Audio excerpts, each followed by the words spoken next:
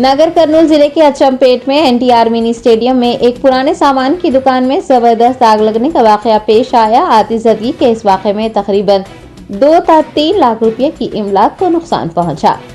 जराये ने बताया कि श्री सलम हैदराबाद कौमी शाहरा के करीब अचमपेट के एनटीआर मिनी स्टेडियम में एक पुराने सामान की दुकान में उस वक्त आग लग गई जब एक नामालूम शख्स ने वहां सिगरेट फेंका। बताया गया है कि आतिशबाजी के वाकये में तकरीबन 2 से 3 लाख रुपए का माली नुकसान हुआ है। आतिशप्रो अमले और पुलिस ने आग बुझाने के इक़दाम किए।